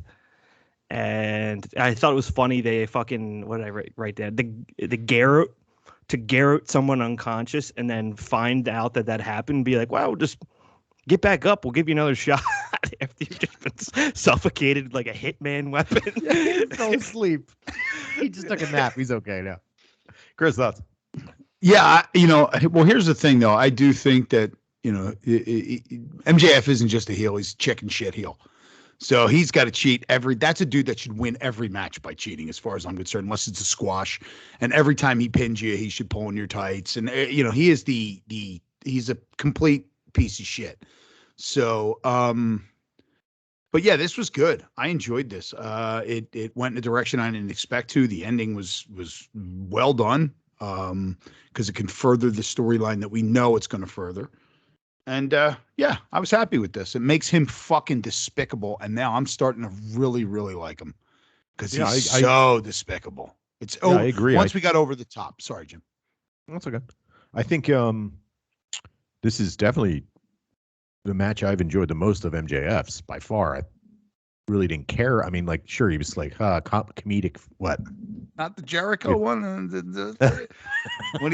When he threw Jericho into the same mat that Mel Gibson foam. And the guy jumped off of in Lethal Weapon. Yes, the cardboard and the foam. This was like super overbooked. There was multiple finishes. There was interference. It was silly as hell. Some of the spots were silly as hell. This was very like old school wrestling. I really enjoyed this. I thought this was a lot of fun. And I don't know what everybody looks great for Wardlow. I think we eventually get the Wardlow turn, right? Oh yeah, he went back. He stepped back. He's like, okay, when push came to shove, he still was doing his job for his paycheck for MJF. He's getting paid. Maybe he's not that guy. Maybe he's a prideless worker, just like me. Let's say Brandon. Let's think about this. No, I mean, think about it. How many people out there make decent money and they do a job that they fucking hate? Yeah, plenty of people. Right? And the stock exchange, I fucking hated it. Yeah, so Twitch. So it's it makes sense to me, especially since his body was saying yes, but his face was saying no the whole time. Right. He still has that like kind of like, what the fuck look. And he's probably tomorrow night, I can almost guarantee MJF's going to be lead off the show and everybody's going to be mad and MJF's going to look at Wardlow and he's like, you could have done that a little bit faster. Right. Yeah. He's still going to rag on the dude and the dude's eventually going to turn on him. It's probably going to end up happening tomorrow night. Yeah. Final thoughts on Dynamite? Another Dynamite. No, I thought that I actually enjoyed this one. I thought the opening was really good. I liked the women's match, and I really liked the final match. But all right, so Rampage. So on Dynamite, Adam Cole has his promo. I'm still undefeated.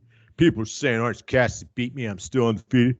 I'm gonna prove to all you this Friday. I'm gonna beat Uno. I'm going to beat Evil Uno. I'm going to face him in a match and prove to you all that I'm the best professional wrestler on the planet. Dude, Brandon, go ahead. Because that's what the marker is for a great professional wrestler, if you can get past the savviness of Evil Uno. Right. Yeah, no, I don't have too much on this. I feel like this is like the 10th week in a row where we get Adam Cole just kind of smashing on some bozo to start off Rampage. It was short, which is good. If you're going to job somebody, make it short. Chris, thoughts? Yeah, I agree with you there. If you're going to job them. Don't fucking let it go 5-10 minutes. Yeah, fighters, they don't talk shit on the 30th ranked dude. Right. That guy don't fucking matter. Right. Right. So, I don't. Fucking, like I said, it's leaning too heavily on WWE guys now. If we are going to... I mean, we'll talk about next week's show, but assuming that Adam Page beats the Murder Hawk, are we going towards Cole versus Adam Page at the pay-per-view? Brandon? Seems that way. Go ahead. Yeah, I don't know. I was wondering with MJF if he'll try to move past this and try to get into that title picture. That's the only other person that I can think of right now. So, Chris? Yeah, I would assume so. I mean, unless there's another big surprise or some other bullshit that happens. But I'm actually like, now that when he did that promo, it made me think that, is this the impetus for the Elite versus, 'cause I think that's really where we're going, is we're going with Elite versus whatever you would call him in the Kyle O'Reilly and Bobby Fish. Yeah, what are we calling that? Don't we have a name? We're not. Well, they don't have a name yet for that. They were Undisputed Era in NXT. No, I get that, but I thought they had an name. Isn't it their Red Dragon or whatever? Well, Red Dragon's the tag team. Yeah. Because I thought they had come up with a name. That's only when 2 of the 3 of them hang out. No, they were a tag team the whole time, right? I mean, but yeah, they. Oh, Adam Cole's here. We got to change our name up real quick. Yeah, we got to change it. No, they. The carpet shitters now. He makes comments about, like, you're going to see the more ruthless Adam Cole, and there's already a rift between the tag teams, and then you got the goof with the spray bottle, and it's just like kind of like, all right, well, you got the goofy guys on one side, they're not really working like this guy wants to work. So, and then you got the serious guys on the other side. Right. So I would assume there's going to be somebody doing something stupid, screwing up his title shot, and that'll lead to us waiting for Kenny Omega to get back and them being baby faces. Kenny Omega, if we think long term, okay. Yeah. Of course, we're fantasy booking here. MJF's going to be a champ at some point, right? We can assume that. Eventually, he's going to beat a babyface. Adam Cole heel beats the babyface Adam Page. This is my theory. He beats Adam Page. Maybe not at this pay-per-view, maybe going forward. Babyface Kenny Omega beats Adam Cole. MJF beats Omega for the title eventually. Oh my God, the internet would be so mad. Look at everybody be so mad. Doesn't deserve it. Brandon, what do you think?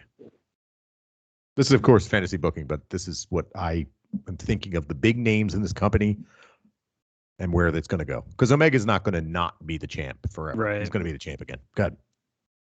No, I think I'll cover for you while you're sipping here, but I think everything you said makes sense. I don't have too much to add. That's kind of some of my frustration. That was like, I hate that you could map out that far and be like, yeah, that's what they're gonna do. Right now, Now let's eat 3 hours a week till 2024 and watch it play itself out. Because these guys hold titles forever. So watching a fun story unfold is going to take years. Like, yeah, we got. Here's like the next Japan. half a decade. Okay, right, let's. Yeah. All right, let's move on. Sammy Guevara versus Isaiah Cassidy for the TNT title. This is fine, I guess. We'll get into it. Whatever. Brandon, thoughts? I don't know. Yeah, right. I'm like on an autopilot with Sammy Guevara. Especially Rampage and Rampage in general. I'm like on autopilot through at this point. I really like. I skipped through I had that full intention of skipping through Adam Cole versus Evil Uno. I hit that triple fast forward button, and before you know it was over. I was like, whoa, the lightning bolt came up. Promo.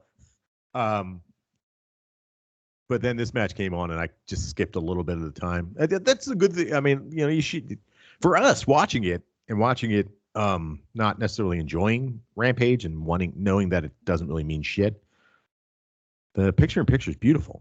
It's like I can skip through these fucking shows so fast. Yeah, I just catch the important parts. Just it's like watching WWE match on YouTube. Great. Chris, thoughts?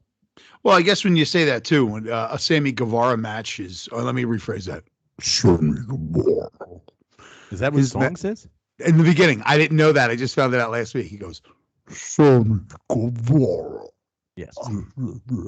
So, with matches with guys like Sammy Guevara, you don't have to watch the match unless you want to see him go flying off things. The story is told in the finish, so you can just skip the whole fucking match. Him and the kid from Private Party are just going to go jumping off his shit and flipping all over the place. Going to be a bunch of spots, and then you wait for Andrade to come walking down the ramp. Okay, play. I want to see how this plays out. But not so much Rampage. I mean, Rampage in general is kind of autopilot, but as soon as I hear Sammy Guevara, man, I am tuned the fuck out because of that. Yeah. Because they just do a bunch of flips, flip, and then match is over. All I have to do is fast forward to the end of the match, see how the pin happens, and I'm good to go. And you can also tell, when he comes out and wrestles the captain guy for TNT Championship, right? He's winning. I mean, winning. It's just. I do. So Andrade comes out. Andrade comes out. He's watching to make sure that captain guy wins because we had this discussion. Darby Allin comes out to help Guevara, and El Idolo has he's got a little laptop with the pen It's like a BlackBerry. Yeah. He's like, here, sign a contract. And he's handed it to him, sign a contract, sign a contract. And he's like, no, I'm not signing a contract. I'm not signing a contract. I had mentioned to you guys on Dynamite where El Idolo he feels that he needs to ask, maybe he has to ask Darby Allin's dad if it's okay to sign him. He thinks he's the turtle kid from the I Like Turtles kid. He's trying to get He still thinks he does. parental signature. Can we discuss that now? We're getting like, at some point, it almost like we had an alliance with the two worst baby faces that are the two worst relationship-centered individuals in AEW right now are in the ring together. Right. Dudes that suck. Dudes that break up with women the wrong way. Yeah, dudes that suck. This is the dudes that's Red Dudes Dragon that suck. versus the sucky dudes. Boyfriends. That's the other thing about Sammy Guevara is like these guys just do horrible shit and then they apologize and whatever. I don't want to crucify them, but I still don't like you. I don't want to watch you. I don't want to hang out with you. Just because you Still say a you're dick. sorry, I'm not going to let you date my sister, you fucking prick. Yeah, just because you date, just because you say you're sorry doesn't mean I have to accept it. Okay, you're sorry. Bye. Like I just don't want to see you. I just don't feel like looking at them. One of my favorite things in the world to do is when people fuck up and they apologize to you and you don't like them. So they go, man, I'm really sorry about that. And you look at them and you go, okay. All right. Okay. All right. Walk That's away. it. Yeah. Bye. All right. You still here? Like, everything's going to be fine. It never was. No, It's never was, going to be. bro. I never liked you to begin with. And now you just proved me right. All right. Main event. This match ruled. Ricky Starks versus Jay Lethal. FTW Championship. Ricky Starks fucking rules. This was like, Brandon, go ahead. I'll let you talk. No, you go first. Go ahead. What do you got? Ricky Starks is like, one of the things AEW is criticized for, and unfairly at times, is that it's too flippy. Ricky Starks is like classic professional wrestler. He does simple, basic professional wrestling really well. And I find him very entertaining to watch. And he's a great heel. And your bad guys should be that guy. Good guys, let them flip all over the fucking place. Your bad guys, they should be like Ricky Starks. Randy Orton should be your model for how your wrestling should look. Should be slow, methodical, and punishing looking. And Ricky Starks does a good job in this. And he sells like a fucking champ in this match, too, to make Jay Lethal look threatening. This was great. I thought this match was great. Good. Yeah, no, I agree. This was good. And Jay Lethal is one of those guys that you're like, boy, they brought him on and you don't really see a lot from him, but he works perfect in a spot like this where you're just like, he's professional enough, been around long enough, talented enough to work with Ricky Starks and let Ricky Starks like look fucking awesome and also not fuck anything up. So for like a little hour-long show, main event, FTW title match, great. Chris, awesome. Yeah, it's funny you say that about Ricky Starks because he's like, that's the quintessential heel. It's not his moveset that gets him over. It's that head twitch that he does when he talks. Yeah. That's what makes him. Yeah. A simple, tiny thing. And yeah, big fan. Jay Lethal, carries no excitement level for me whatsoever. Right. But I never said the guy couldn't work. No, he can work. He's fun to watch. Matches. I just don't, he's fun to watch, but I'm not excited for him. But I'm also not going to be bummed if they're like, oh, tonight's Ricky Starks and Jay Lethal. That's a match I would want to see on a Friday night at 11 o'clock or whatever it is. And through promos, they build it up pretty quickly. And like over a couple of weeks, it was pretty exciting. I did like that Hobbs gets involved. Lethal attacks him. And then Dante Martin comes out of fucking nowhere, jumps all over the fucking place, and goes flying out and takes out Powerhouse Hobbs. This was like another, and we talked about it with the CM Punk and MJF match. It was like old school wrestling, overbooked, silly. The right guy won. The story was told. Everybody looked great. Let's move on to next week. And now we're excited to see what happens. Yeah, Brandon. No, I don't have anything else to add. Yeah. I'm thinking we're going to get to a point with this where Ricky Starks is going to be holding that title until they decide that Hook is ready to go on a run for it. And that will be fun whenever we get there. So when we get like a little internal battle between Ricky Starks and Hook, that'd be nice. Chris, any final thoughts on Dynamite or Rampage or Dynamite? Did I miss anything? Other than the fact that they really, we missed Mercedes Martinez hitting. Oh shit, I missed that Over the head with a pipe. That's right. That was that. That was that. I mean, they wrestled and it was an okay match. And Mercedes Martinez hit Thunder Rosa over the head with a pipe. And you find out at the end of the show that it was Dr. Britt Baker that wrote her name on the check and not and didn't tell Jamie Hayter, which Jamie Hayter's got internal strife. Jamie Hayter. Yeah. So that was good. It was for an hour wrestling on a Friday night. I got no complaints about it. Go ahead. I'm sorry. They keep alluding to this like plot device where there's wrestlers that are not getting paid enough and other ones that are, and then the wrestlers that are getting paid enough are like also then paying the lower level people to like do shit for them. This is it comes up enough now. I'm like, what is this going on here? Where there's like everyone's paying each other like little side checks to execute. It's a big pyramid scheme. Yeah. Like NFTs. It's a big pyramid scheme. The giant fake pyramid scheme. Sorry. Oh, Ric Flair's selling NFTs. Sorry. So when you get your income tax check, buy some of them Ric Flair NFTs. Oh, are they Here we go. Car Shield or are they monkeys? Are they what? Monkeys. Chris doesn't know anything about NFTs. You get a digital copy of one of his alimony checks that you would now own for. Oh, why? Are there a lot of monkeys on NFTs? Brandon, explain the monkeys. I don't even know how to explain it. Yeah, that's just become like the trendy for NFT is like a picture of an ape. An ape with a different hat on. Maybe he's got like earrings. Maybe a blunt in his mouth. Am I on the right path? Fuck me, dude. I've outgrown this fucking world. Did you cash out though right now, Brandon? No, I'm still white knuckling.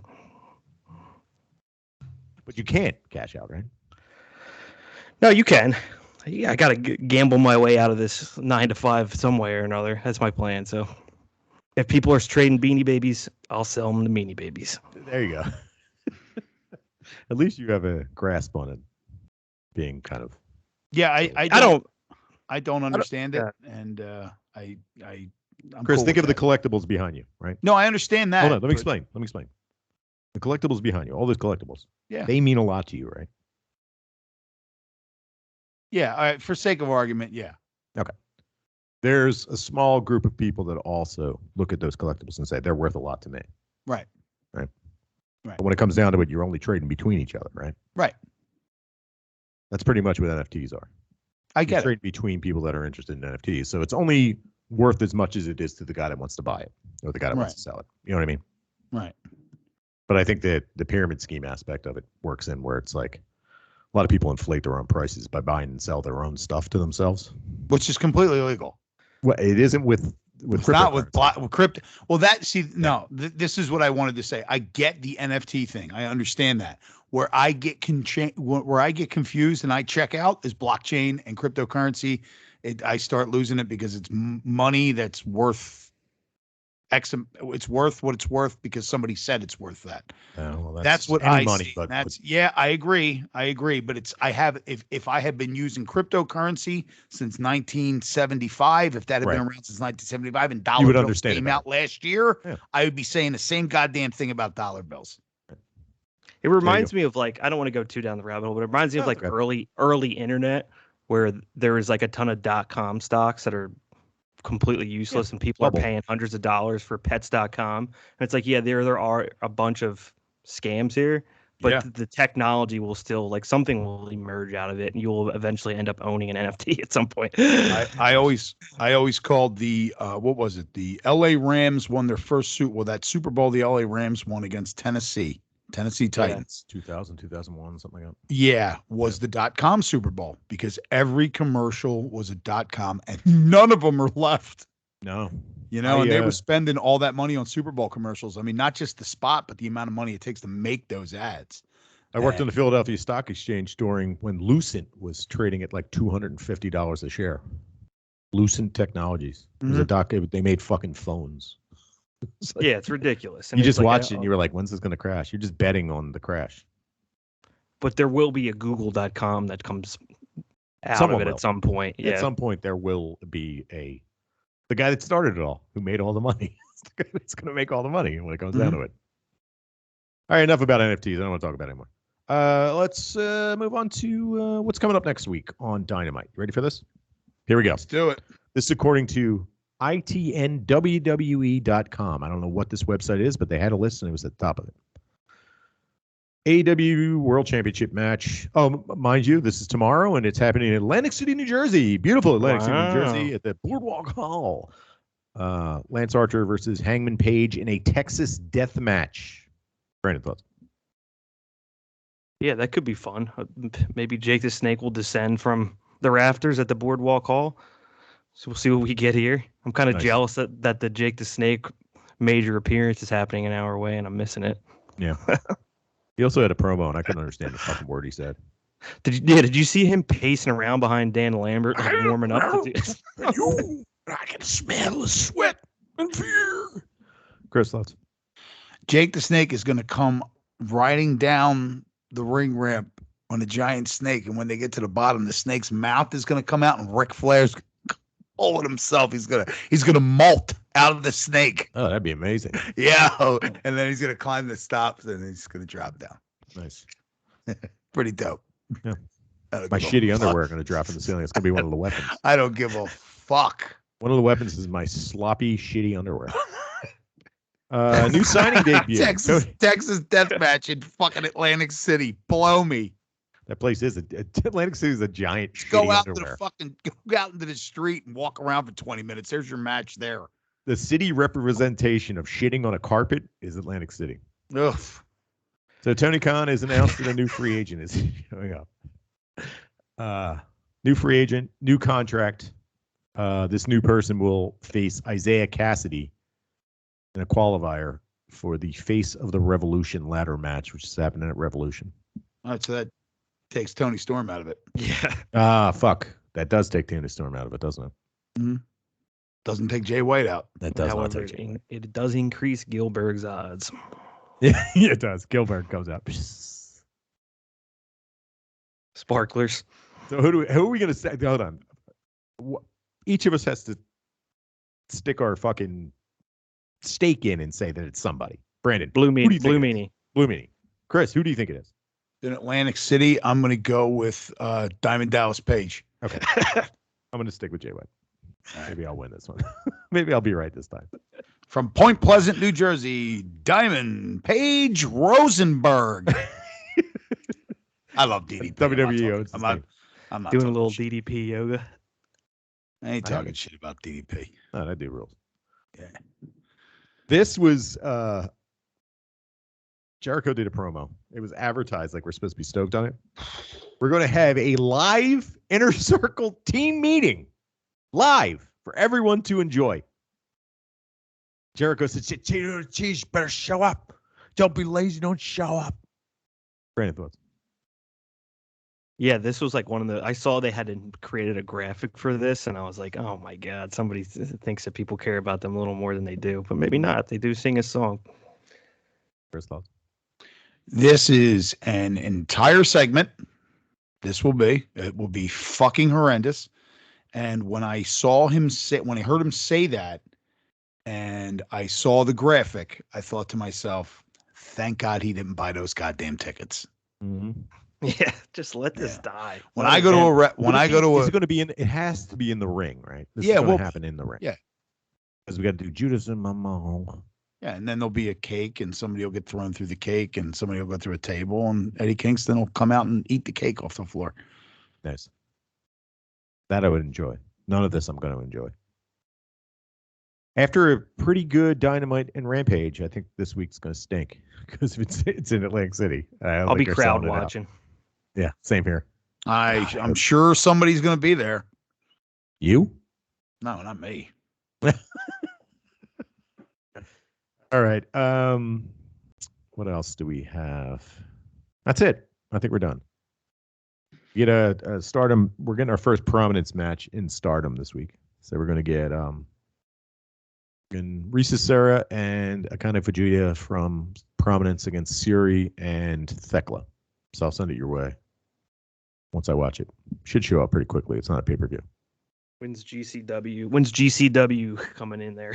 When we pay for that. Hold on. GCW. Is that going to sneak up on me? No, I'll let you know when it shows up. GCW Wrestle Universe. I'm typing it in as we go. Like dead air. Watch GCW Fight Club on Wrestling Universe. Nick fucking Gage. This can't be real, right? Then he loses the Killer Cross. And there's a bunch of GCW on here. They already have a bunch of GCW. GCW Fight Club from Electric from October Factory of 2021. Mox vs. Gage is on here. You fucking Mox. Fucking Mox. I'm like Owen and Robin Banks. I'm your hero. Dude, he's so ugly. He is so fucking ugly. Yeah, kicked the funny thing let's was, not pretend. Like, we watch professional wrestling. We've got naked men and women in front of us, basically, and they're on underwear performing. Right. We need I need a level of attraction. I need a physical attraction involved in some of this. Or Nick Gage is fucking ugly. Wait, you or need spectacle. Or a spectacle. Like you need Bastion Booger, King Kong Bundy, King Kong Budnick, the Ugandan headhunter, Kamala. Yes. Any of those guys. What Spectacles. Does Nick Gage do? Little Bam Bam Bigelow. T-shirt on. He nods off. Bam Bam Bigelow. Booger. Right, Never seen this guy. Bastion Booger? Oh boy, He's he was fucked Friar up. Fuck. He was Friar Tuck. He was Friar Tuck, and he brought the fuck. He wasn't fucking around. Tuck don't know fuck with Tuck. Fat fuck thought he was Friar Tuck. What was that from, Chris? Buck Rogers. Buck Rogers. Yeah, Buck Rogers, the psychic Fat guy. fuck, Kept texting Jimmy, fat fuck, think he Friar Tuck. And I was getting text messages that said, stop. Because I was in tears. Stop, no more. Fat fuck, think he fried. This is what two brothers do that are almost 50 years old on a Saturday night. They sit in their houses watching Buck Rogers from Buck Rogers rerun. 1981 and make fun of it to each other over the phone. Fat fuck thinks he's Friar Tuck. Oh God, that There was you go. fun. How old do you think Bastion Booger made it to? Is he dead? 48. Oh yeah. Yeah. I would go with 46. I'll go with the under. 53. Oh, no shit. Okay. Pulmonary Right, embolism. older than Jericho. Yeah. Right, Jericho's 52, isn't he?